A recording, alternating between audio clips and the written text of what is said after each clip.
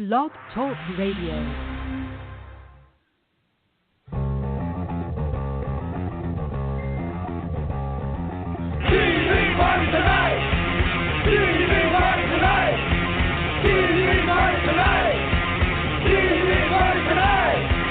We're gonna have a TV party tonight.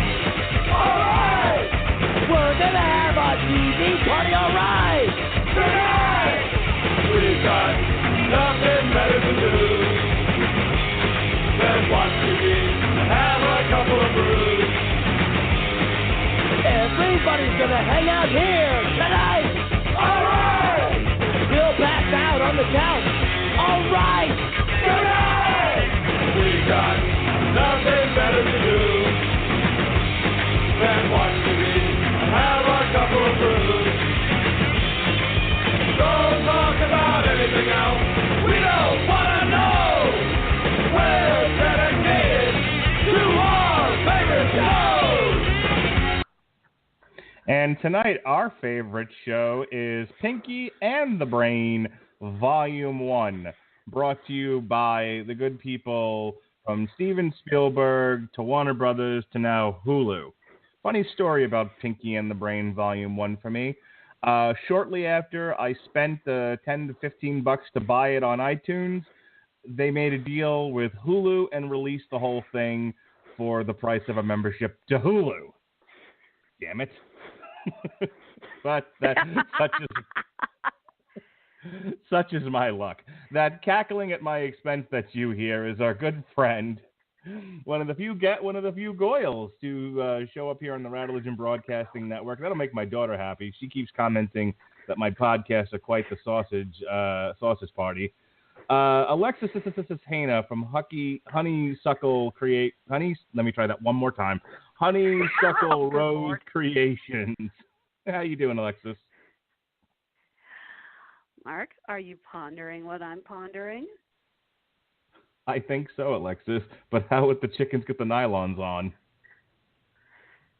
Well, you finally crossed that off my bucket list. You have no idea how badly I wanted to call into a show and say that. You know, the most common one around my house is actually, but me and Pippi Longstocking, what would the children look like?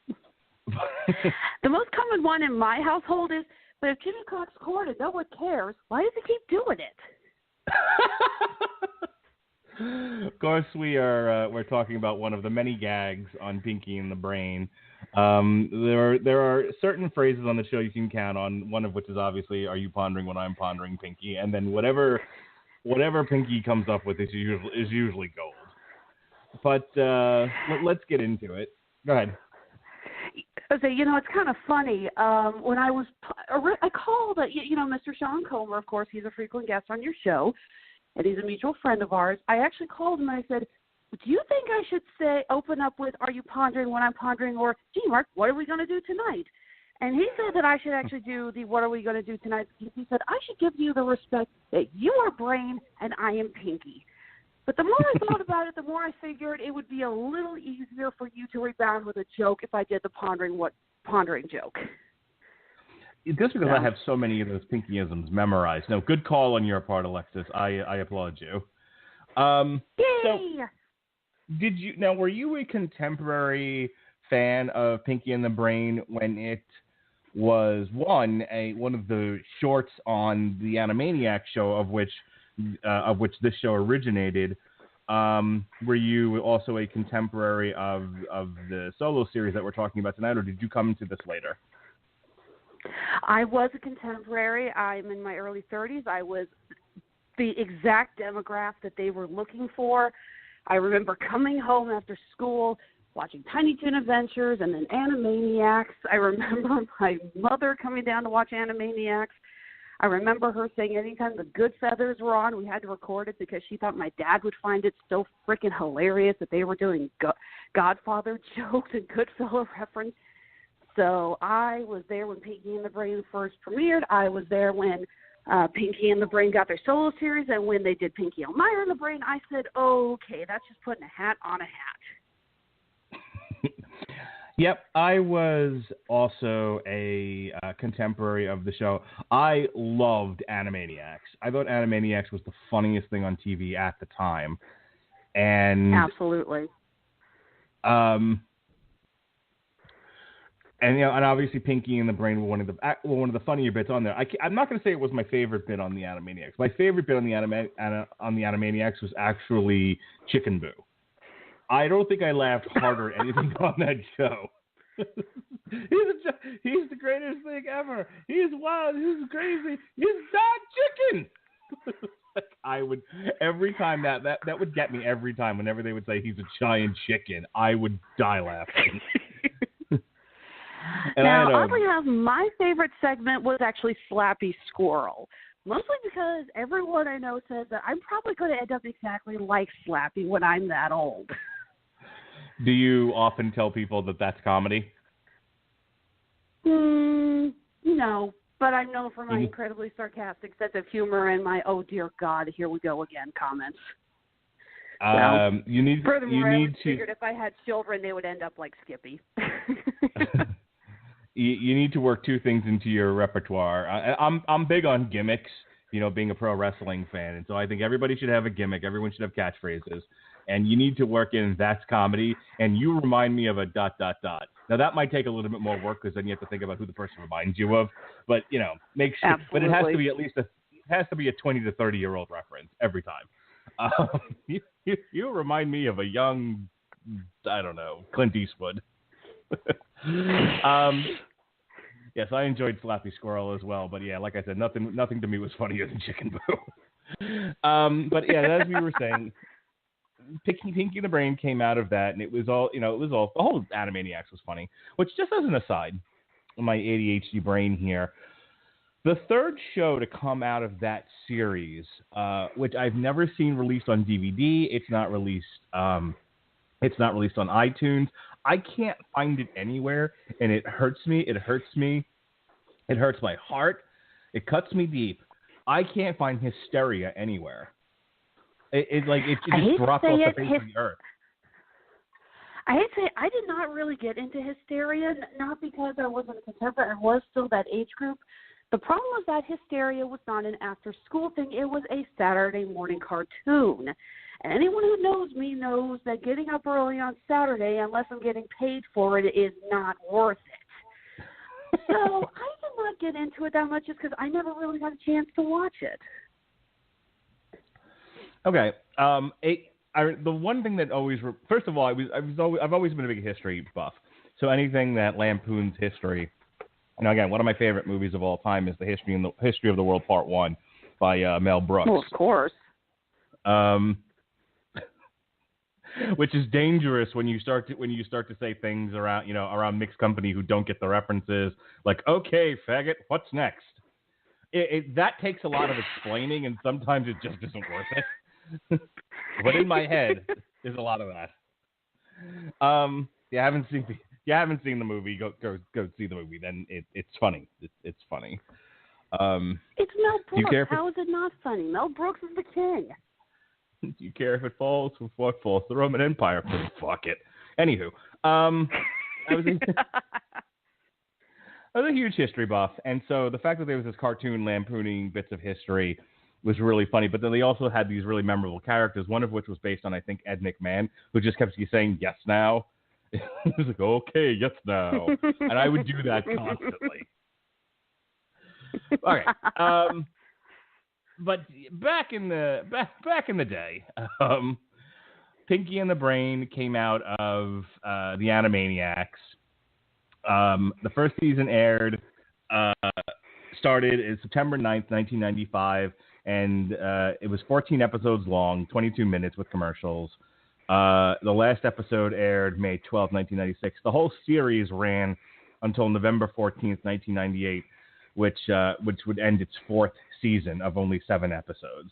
And then, it ran into Pinky the Brain and Elmyra, which I also did not watch because if there was one thing that used to annoy me about Tiny Toons, it was Elmyra. It's the worst character to pull out of that show. It's interesting because it's abundantly clear somebody at Warner Brothers really loved Elmyra.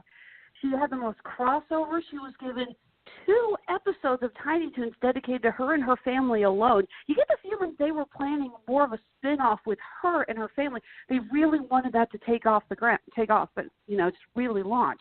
And nothing against the voice actress, Cree Sumner. I think she's amazing. She is one of the best in the business, and she did really good. But I just don't get who there thought Elmyra was going to be the golden ticket of animation. She was funny, yeah. She had some good moments. She had some pretty good scenes, but they really overused her. Yeah, I just got a message that my garage is open. Elmyra's breaking in. Run! Yeah, clearly. I'll get it. That's always fun here on the Radulich Broadcasting Network. You never know what's going to happen. All right. Anyway, I'll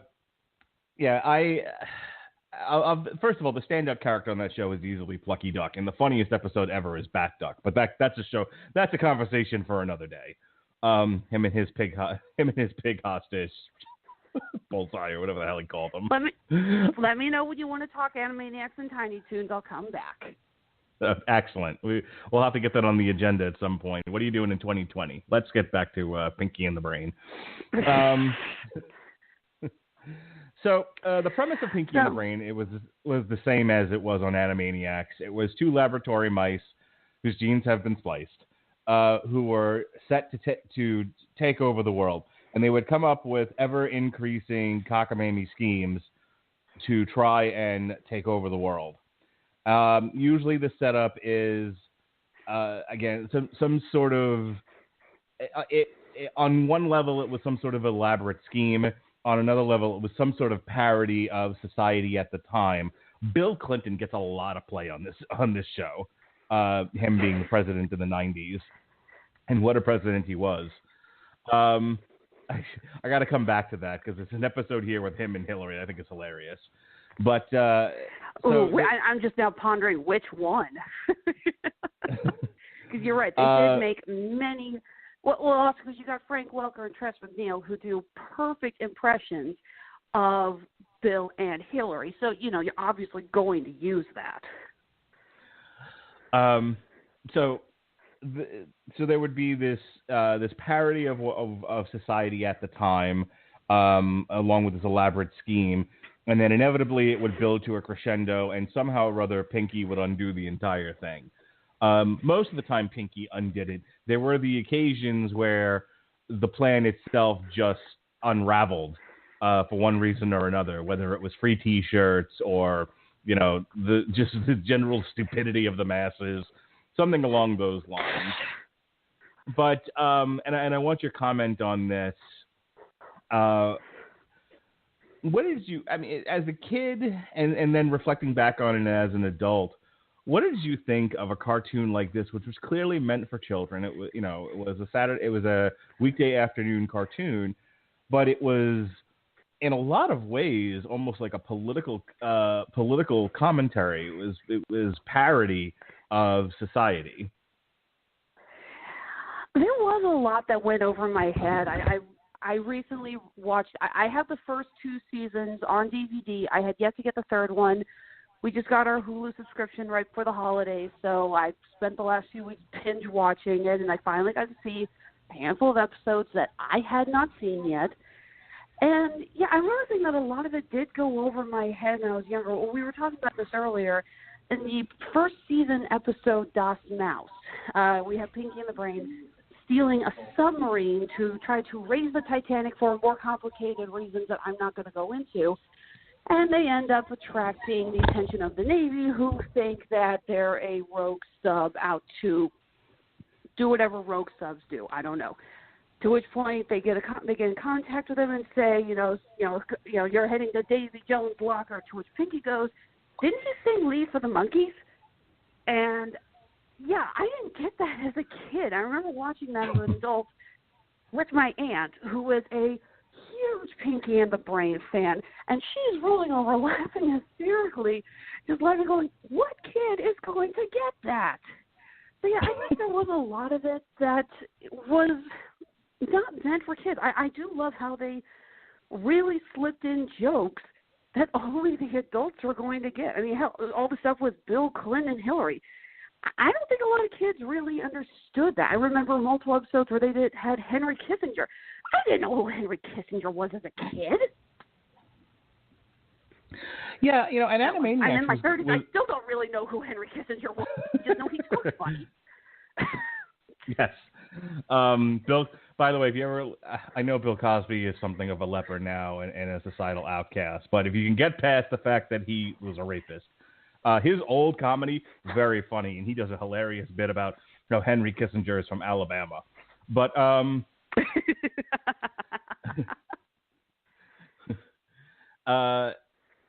yeah, that was the thing. Like, going back, looking at the dates that these were out, you know, in 95, 96, I had just graduated from high school. I was in college when these came out, as I'm looking back at these. And I would watch them with my dad.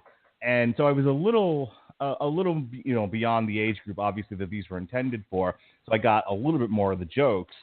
But there was some stuff, like the Godzilla episode, for example. The Godzilla episode always cracked me up because of the yes, I see.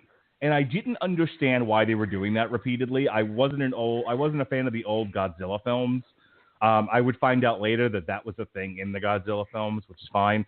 But I still remember, despite the fact that, and this is the point, despite the fact that I didn't always get the joke, I still laughed at certain things. So, you know, the constant shifting of the camera to the guy in the suit going, yes, I see. And then at the end of it, he gets set on fire by Godzilla. I remember being in tears. And I want to stay in volume 1, but later on, they would do episodes like with Maurice, the sheep-herding carrot, which you would have thought my friend and I in college were smoking pot at the time because we couldn't stop laughing at that. If you'll recall, this was the Brain Acres episode. I'll try to look up and see when exactly that was. But they go out to the farm and they actually do like a parody of Green Acres, which is not a show I watched, by the way, nor anyone watched who's watching this show. But yet it is still really funny. And the whole gag with the show was Brain is trying to bring a crop of vegetables to life as monsters to attack people and take over the world. And he experiments on a carrot who becomes known to us as Maurice, who takes to herding sheep. And he's Maurice the sheep-herding carrot who enjoys his pudding. And so at the end, as they're singing the song, you have Pinky belting out, "We ate lots of pudding." And I remember working on like my senior thesis at the time, me and my friend writing them together, just in his basement, writing our senior theses together. Uncontrollable laughter and a constant repetition of the refrain, "We ate lots of pudding."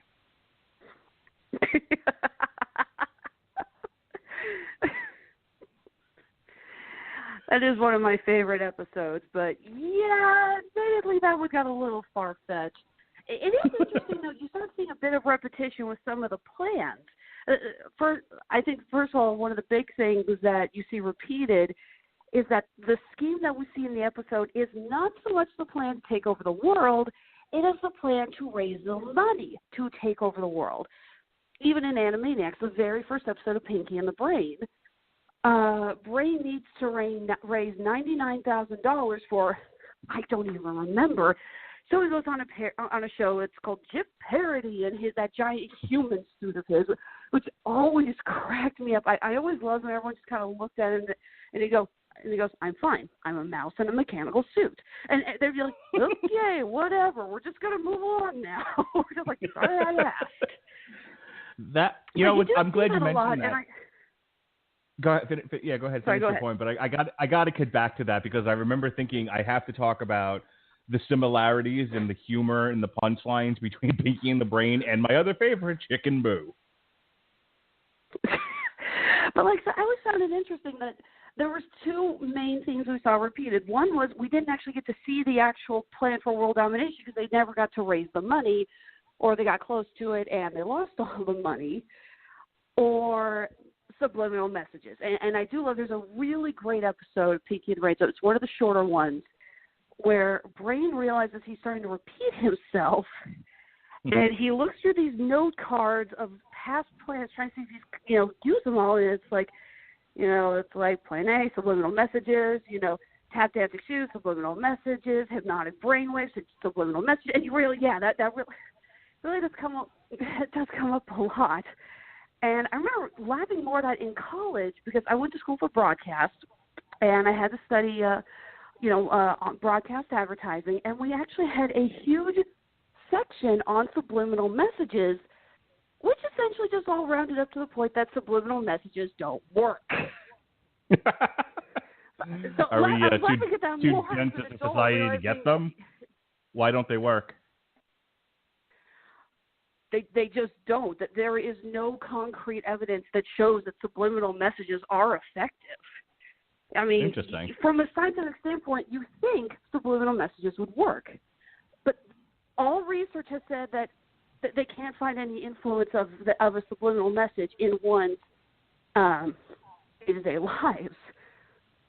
Okay. But I always love that episode because then Pinky and the Brain go to Hollywood and hire out a bunch of writers to try to come up with plans.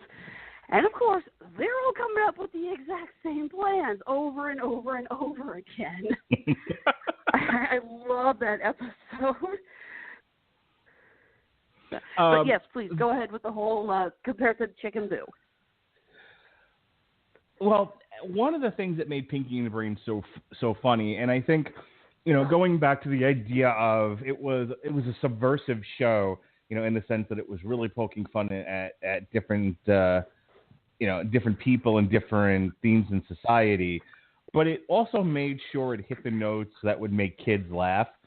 And one of those notes is repetition. I mean, you would have thought a professional wrestler wrote this with the amount of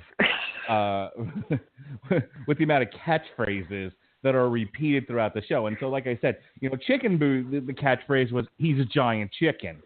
That somebody would yell, in disbelief that nobody else was catching on to this giant chicken disguised as Davy Crockett or what have you. With Pinky and the Brain, it was, there was the obvious, Pinky, are you pondering what I'm pondering? Brain, what are we going to do tomorrow night? Same thing we do every night, try to take over the world.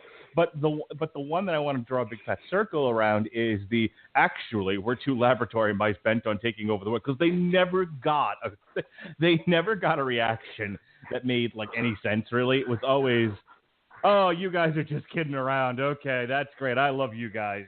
It was always something weird like that. They couldn't, the fact of the matter is they are in fact two mice, and he says it's so deadpan, as if to say, I give up on the ruse. Look, we're really just two laboratory mice bent on taking over the world. And it's despite the fact that he's an actual mouse saying this to someone, there's always no, that can't possibly be true. It has to be something else. Yeah. Oh, aren't you guys just so quirky or something? Or something? Yeah. No one ever takes him seriously.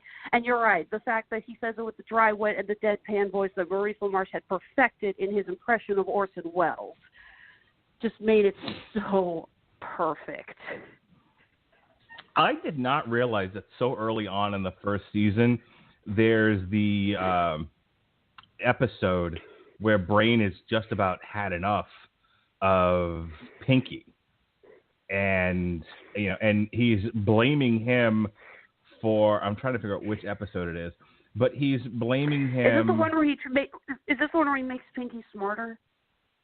That's one episode in this that's definitely worth talking about. Okay. You know what? That might be it.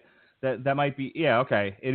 That is the one, because this is the one where he takes all the data and he plots it. And it's a picture of Pinky. And he's like, you're the one that's messed up all my plans, so I have to make you smarter. And of course, that doesn't work, because now that Pinky is smarter, he sees all the flaws in Brain's plans, and Brain realizes that he's the problem. And separately, like a gift of the Magi situation, they both, to try to help the other one, make themselves morons. And it was weird that... I love the scene in there where Brain has made himself stupid. He's prancing around and goes, Pinky, where are you, Pinky? You hear the machine in the background warming up. Brain's face his face just goes blank, and you hear the static and everything of the scene. You don't need to see Pinky going through it. You just see Brain's reaction to it and realizing what's happening, and it is perfect. Well, even before that, right before that, where he, as you said, he's prancing around. Even as an idiot, he's still using like high vocabulary words. He's just like, I'm a dunderhead. I'm a ninny. Like he can't even say he's an idiot like an idiot. He's got to use like smart words.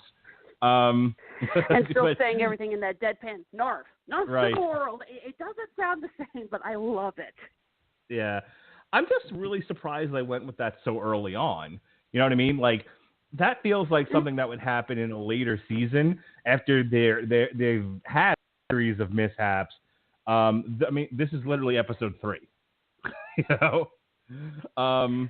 the same one. It's actually the same one with Godzilla. Gollyzilla, yeah. Yes, Gollyzilla. Yes, I see. That same episode.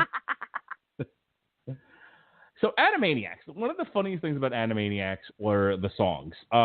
Yakko sings the capitals of the states and their capitals. It's hysterical. No, that's Wacko. That's right. That's Wacko. Yakko does the thing. Yeah.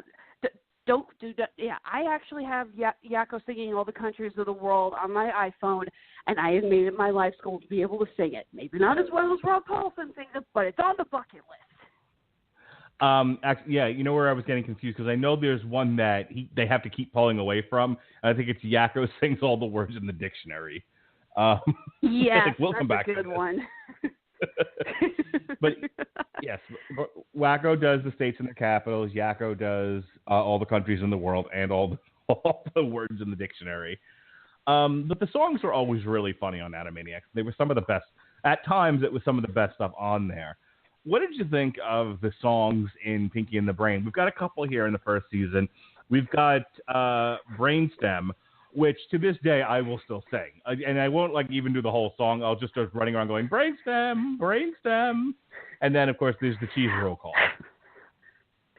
Well, obviously, they had they called him the Great Stonini, Richard Stone. He wrote all the songs for Tiny Toon. He wrote from all of the Steven Spielberg and all the Warner Brothers cartoons. This is the man who gave us Animaniacs, Tiny Toons, Tasmania's theme song, Freakazoid's theme song. So obviously they have him. They're going to use him. Rest in peace. He died He died not too long after the series was done. Rest in peace. He was amazing. But I do love that they were able to incorporate him. And again, it is so much fun hearing Brain sing with that same adorable deadpan of his. It's great. I personally think my favorite one is the meticulous analysis of history. Caligula was no Boy Scout. He did things that we can't even talk about. Just laughing so hard when I heard those lyrics, because you know that about a couple dozen kids saw that and went to their parents and go, why couldn't they talk about Caligula? And the parents are just freaking out, going, oh God, I have to bring up Caligula. That's if the parents even knew what Caligula was. They were just like, hey, there's this movie about it. Maybe we should watch. Oh, my God. I don't know if you've ever seen the actual movie, but it's interesting, to say the least. Oh, I have sat through Caligula, and I actually remember laughing hard at that because one of my I actually had to study Roman and Greek history in, I think it was high school, and Caligula had to be brought up. And the only part about Caligula that the teacher brought up was that he filled a Senate seat with a horse, and that was enough for them to kill him. You don't find out until you're much older. It was a lot more than that. But I laughed so hard because that was the part of the song that goes, the Roman Senate knew he lost his head when he filled an empty Senate seat with Mr. Ed. It's like, well, they got the one part you can talk about, right? So let's talk about Bill Clinton and Hillary. The Bill Clinton comes up a lot on this first season, and he's often referred to as a hillbilly. which is exactly how some people in the Republican Party referred to him. So that's consistent. Well, that's how but some what people in this country still think about him. Yeah. My favorite line from Pinky and the Brain is something, and I don't remember it word for word, but it was something along the lines of Brain going, "Finally, I'll get the respect that I deserve." And Bill Clinton looks at him and says, "How's it feel?" Again, interesting commentary on President Bill. But one of my favorite episodes in this thing is Brainania, with the scheme to get billions in dollars in foreign aid. And there's a state dinner that Brain enters, and he's sitting, and then Bill's sitting between him and Hillary, and Hillary actually got a nice portrayal in this. I think if it were written today, I don't think she would come off nearly as well, but they definitely portrayed her. I wouldn't go with demure, but just kind of normal looking, and they definitely portrayed her as really smart. And so the whole gag is. They'll give you billions of dollars in aid if you're willing to, if you're willing to have the United States deposit their nuclear waste in your country, and they're negotiating about how much. And Bill just in the middle of it goes, "I don't know what y'all are talking about, but woo-wee, it sounds smart." Again, they got Frank Welker, who is the king of voice acting. If you don't know who Frank Welker is, he actually has, on record, the longest IMDb page in history, and he is technically the most profitable actor in Hollywood because of how many roles he's played. He is one of the greatest voice actors ever, and he did such a good country twang with Bill Clinton. So it was a lot of fun to see him used in that manner. I always like that. So I've talked about a couple of ones that stood out to me. Like I said, I don't want to nail these one by one, just sort of hit the high points. What are some of your favorites here? What are some of the episodes that spoke to you? One of my absolute favorites is Pinky and the Brain and Larry, especially since they actually rewrote the opening theme song to include Larry. I love it because this was undoubtedly kind of a very obscure middle finger, I think, to the studios and to the corporate.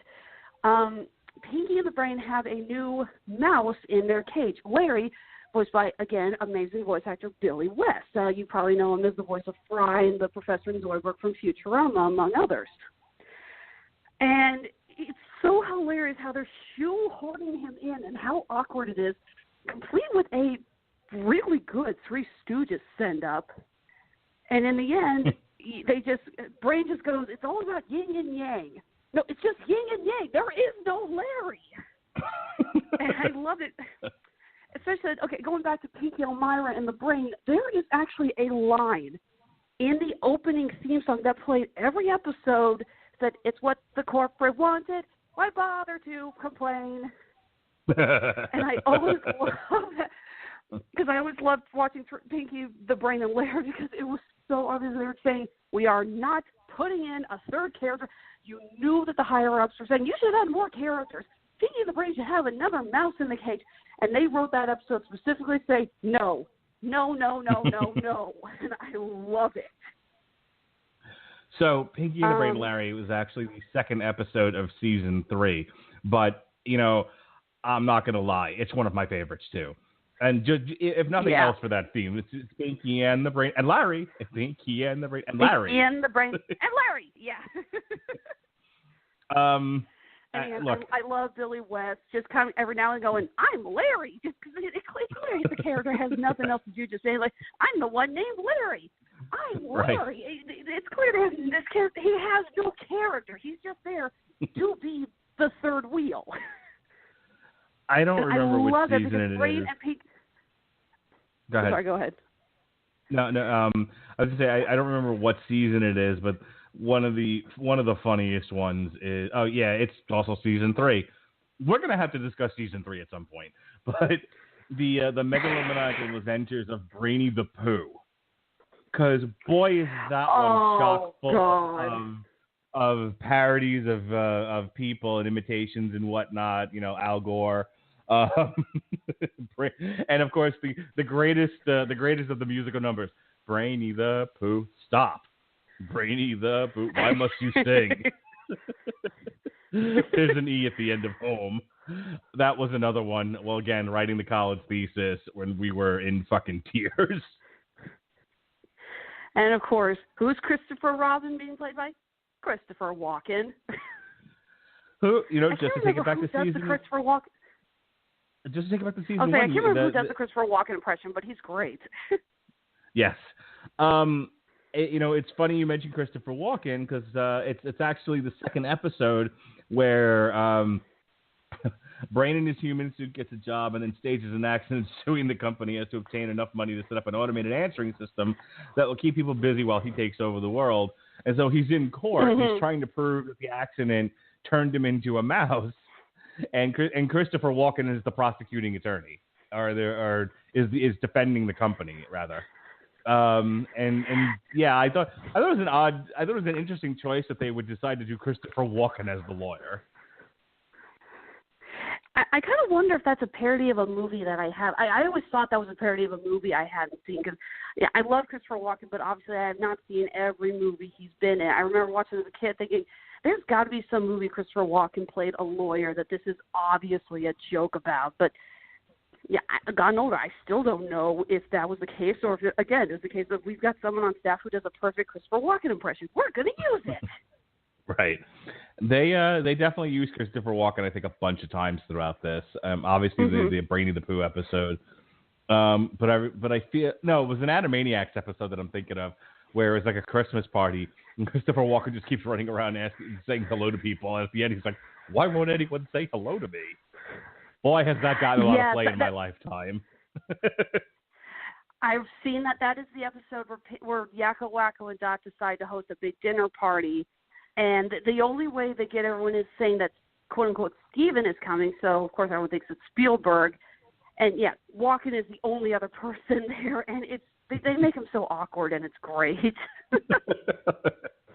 I asked you what some of your favorite episodes are. Anything from the actual first season?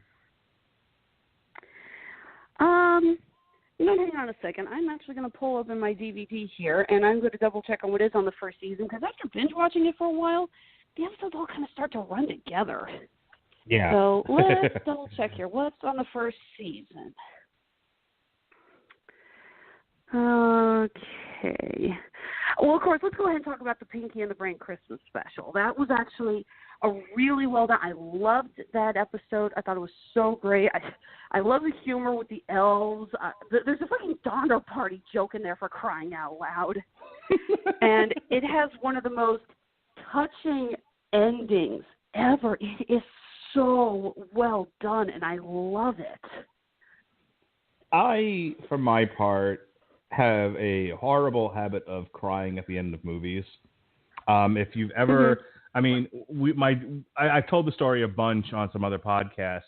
My daughter and I were inconsolable at the end of Coco. We both ugly cried like there was no tomorrow.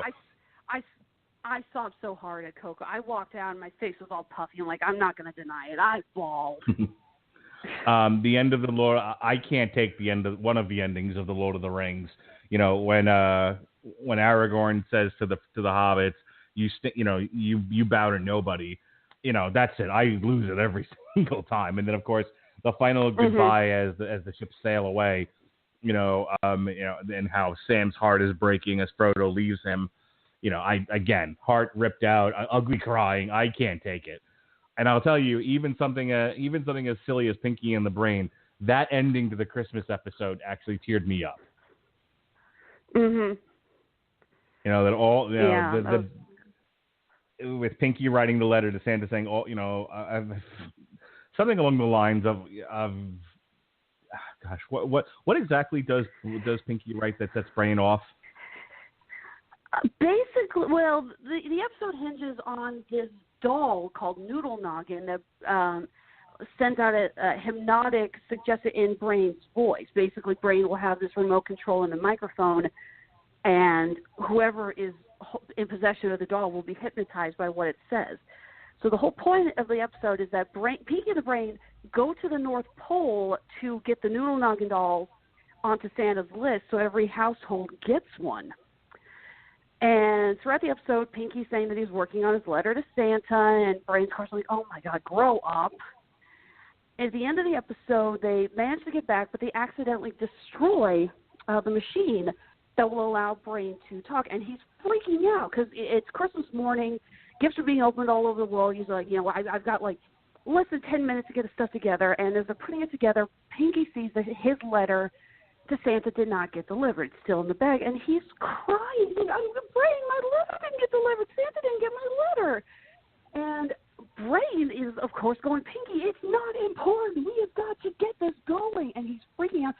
And if you've ever been with a child who didn't get to see Santa at the mall or thinks that their letter didn't get delivered to Santa, you feel for Pinky, who's crying that his letter didn't get delivered.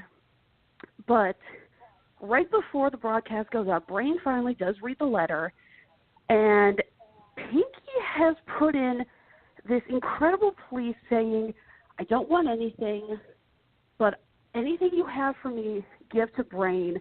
He cares for nothing but, he does not care for himself. He only cares for the world. He only wants what's best. But he gets nothing in return for all of his good work. And I just please, anything you have for me, give to Brain. And Brain is so touched by this that when the microphone comes back on and he has this chance, everyone in the world's got a noodle noggin doll. He has the whole world at his disposal. He is an inch away from getting everything he's wanted, but he's so touched by Pinky's letter that all he can say into it is, have a Merry Christmas, everyone, and he breaks down into tears. Right. And it is so sweet.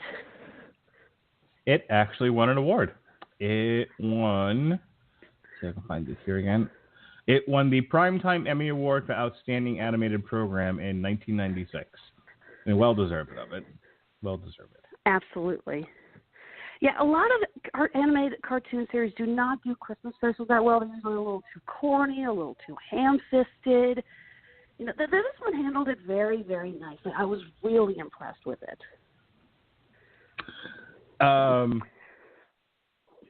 One of the last things I want to throw out here, and I actually just watched this before we went on tonight. They do a parody of The Third Man, which I've never seen, but it's all done in black and white. And the summary is, in a parody of The Third Man, Pinky searches for Brain in post-World War II Vienna, despite constant attempts to convince him that Brain is dead. A couple of things about this episode I found fascinating. One, it was one of the few that revolved strictly around Pinky. Okay, as an aside, almost the funniest episode of Pinky and the Brain ever is the one where the whole episode focuses on what Pinky is thinking. And so you get that once in a lifetime look into how he gets to where he does whenever Brain is asking him, "Are you pondering what I'm pondering?" I swear to God, I've never laughed so hard. That is actually my all-time favorite Pinky and the Brain episode. I love that one so much. I love it because I love just not only for that, but every time Brain says, now Pinky, remember, blah, blah, blah, blah, blah, blah, big words, blah, blah, bigger word, blah, blah, blah. I died laughing the first time I heard that. It's like, I was telling my wife about this because again, the part of the reason why we often say, but me and Pippi Longstocking, what would the children look like? Is because my wife and I have both admitted that we'll find ourselves drifting off while the other one is talking at times, and then come back and it's like, did you hear what I said? And I'm like, and I'll just go, no, me and Pippi Longstocking, what would the children look like? You just go, okay, here we go again. It's a sign that one of us is utterly drifted off. Which, as a separate aside, my wife has come to the realization that I'm a smart Peter Griffin, and so she has said that she would prefer sometimes if I were a little less silly, and so we have a code now for when I need to tone back the silliness, which is Peter, I have a mammogram in the morning. Which if you watch Family Guy, that's really funny. Yes. So anyway, back to this. So one of the reasons why I brought this up is it's one of the few episodes that really focuses on Pinky, and other than it's kind of artsy done, artily. It's rather artsy. Artistically? Yes, there we go. Yeah. Artfully. That's a word. It's rather artfully done, being in black and white and all that, especially for an afternoon, children's cartoon. One of the things that struck me immediately as I was watching it was it's gag. You know what I mean? Because Pinky is the idiot of the show. Every line of his is a joke, and this is the most rapid. It's like the big laughs a lot of times come from the pratfalls. This was one of those weird episodes where the laughs are supposed to come from the dialogue, and it's Pinky almost every time reacting to people telling him that Brain is dead and how concrete he is, and he's not getting it. And then the other gag is how everyone else is reacting then to Pinky. Where my favorite line in this whole thing is when the two cops are talking to him, and he's just like, I think he's smarter than he's letting on, and the other one goes, well, you kind of have to be. I can't help but think that whoever suggested the Third Mouse episode, which again is a really, really good one, probably also was behind the Yes Always segment on Animaniacs. Of course, one of the big jokes with the Third Mouse is that the character that Brain would be parodying is a character called Harry Lime, who was played by, drumroll, Orson Welles, who, again, the Brain's voice is an obvious parody of. And every time I watch this, I think about are you familiar with the Animaniacs segment, Yes Always? No, but maybe if you ever see that? Bars. I'm sure I did because I watched every single episode of Animaniacs. But okay, there is this outtake reels on the internet. If you Google Orson Welles outtake, you'll find it. Well, Orson Welles is overdubbing dialogue for a commercial, and he is just arguing with the voice director, just like, blah, blah, blah, this is a lot of shit, you know that, right? It's just so hard to work with. Yes Always is a parody of this, with Brain going into overdubbed dialogue, and obviously a few things are changed to make it child-friendly, but it is almost a word-for-word copy. It's insane. The inflection, everything, it is so perfect. It is just a perfect little tribute to Orson Welles in the video. So every time I watch the Third Mouse, I'm like, whoever wrote this also wrote Yes Always, didn't they? Because somebody just wanted to have more fun with the fact that, Maurice LaMarche is doing Orson Welles. The only thing I remember with this series of cartoons and Orson Welles is Rosebud peas. They're full of vitamin A and green penis. Wait, that's terrible. I'm out of here. Oh, yes. They're even good when they're frozen. Yeah. They're even better when you're dead. You're dead. Yeah. Actually, I heard that on the Yes Always one that apparently Maurice LaMarche used to warm up for his recordings by doing the Orson Welles outtakes. That's how he would get into character as Brain. He would practice saying that. But I think somebody just really wanted to have fun making fun of Orson Welles. Orson Welles comes up quite a number of times throughout these cartoons. I'm going to go ahead and throw you the last word here as we start to wind down. Anything else you want to talk about? Any episodes? Any common themes throughout these that you would be remiss without bringing up? I think one of the things I was bringing up was the unofficial pilot for Pinky and the Brain. There's an episode on Animaniacs, I think it's called Spellbound. It's an entire half-hour episode dedicated to Pinky and the Brain. It was the first one on Animaniacs to do that. And it's Pinky and the Brain in King Arthur times. They're in Merlin's room, office, whatever, tower. And they steal Merlin's magic wand to get ingredients for a literal take-over the world spell. And not gonna lie, that's actually one of my favorite Animaniacs segments, or shorts. It is so funny. There's just all these great little in-jokes. They open up the spell book, and they go to the table of contents, and Brain's going through spells, and he's like, no. It's like Tahoe, how to cheat at cards. Maybe later. Okay, there's the take over the world. I love it. And I always remember that as thinking, that's the pilot. They made that episode as a test to see how the audience would react to an episode that was entirely Pinky and the Brain. And, of course, Animaniacs is also on Hulu, so if you can, I always recommend everyone checking that episode out. It's really good. I think it's one of the best to show Pinky and the Brain's humor. It's really good. Not to mention it's kind of fun seeing them in Merlinian times. They're basically going after the toenail of a giant red dragon. And it's really good. We will. We'll have to come back at some point when I have a break in the schedule and I don't have anything that else contemporary to talk about, to do more Pinky and the Brain. I definitely want to do some Animaniacs. As we said earlier, no Pinky and the Brain and Elmyra. Yuck. But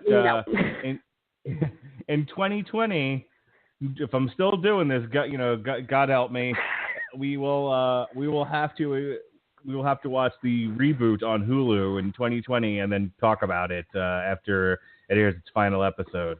So be ready, okay? I'm gonna tap you in 2020 to talk about Animaniacs the reboot. I have to admit, I'm a little antsy about it, but I think that's just because I haven't seen side of who's going to be involved with the reboot. I'm sitting there going, okay, I want to see some of the original writers. If they don't get back Rob Paulson, Maurice LaMarche, Jess Harnell, and Tress MacNeille, oh my God, heads are going to roll. So I'm starting going, I'm willing to give it a chance, but I need to see that enough of the original core is there. I mean, let's face it, Animaniacs would not be as funny if you didn't have the chemistry between these three voice actors, because they are amazing. So I'm going to give it a chance, but I reserve the right to change my mind once more information about the reboot has been revealed. That's fair. And if you enjoyed hearing Alexis Hejna every time I do that, my Amazon Echo lights up. I was going to say, are you doing this just for fun, or are you saying those extra S's to make sure that your Amazon Echo knows you're saying something different? No, at this point, I'm doing it to remember that your name is Alexis and not Alexa. I'm never making that mistake again. Oh. For the record, you're not the only one. I have had multiple cases of people calling me and eventually just saying, hang on, turn that thing off. Hell, one of the last Christmases, one of my aunts and uncles has an Amazon Echo, and every time somebody called me from another room, it went off and finally, so I was like, will somebody shut that damn thing off? So... Well, it's obviously been a joy having you on here, and we're going to have you back. You're going to make your debut, actually, on the Source Material podcast in the month of March in just a few weeks. The show will air. We're going to pre-record the show. I'll tell you when that date is. But the actual show will air on the Radulich Broadcasting Network on March 5th. We'll be talking about Mockingbird Volume 2, My Feminist Agenda, and we're doing that for National Women's Day. National Women's Day. We're going to bring on Alexis Hejna, and we're all going to have a fantastic time. But in the meantime, what's going on in your world? What would you like to plug? My company, Honeysuckle Rose Creations, intersection of geek and chic, makers of game geek jewelry and wonderful repurposed and upcycled products. We have just started our Comic-Con season. We just did Wizard World St. Louis this last weekend. Weekend after this is Planet Comic-Con in Kansas City. This is my home show. It's the very first show I ever did. It's my, I want to say, 6th anniversary with them, and kind of timely talking about it at the show tonight because one of the guest stars at Planet Comic-Con, one of the celebrities you can see is Rob Paulson, voice of Yakka Warder and Pinky.